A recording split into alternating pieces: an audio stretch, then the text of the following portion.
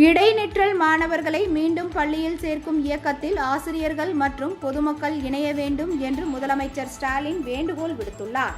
விருதுநகரில் பள்ளி கல்வியை தொடராமல் விட்டுவிடும் இடைநிற்றல் மாணவர்களை கண்டறிந்து அவர்களை மீண்டும் அழைத்து வந்து பள்ளியில் சேர்க்கும் முயற்சியில் மாவட்ட ஆட்சியர் தீபா ஜெயசீலன் ஈடுபட்டு வருகிறார்.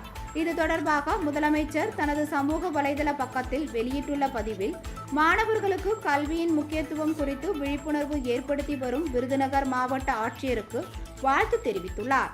கடந்த 4 ஆண்டுகளில் இடைநிற்றலே இல்லாத மாநிலமாக தமிழகம் உயர்த்தப்பட்டுள்ளதாகவும், இந்த நிலை தொடர அர்ப்பணிப்போடு பணியாற்றும் பள்ளிக்கல்வித்துறை அமைச்சர் அன்பில் மகேஷ் மற்றும் துறை அலுவலர்கள், ஆசிரியர்கள் ஆகியோருக்கும் முதல்வர் வாழ்த்துக்கள் கூறியுள்ளார்.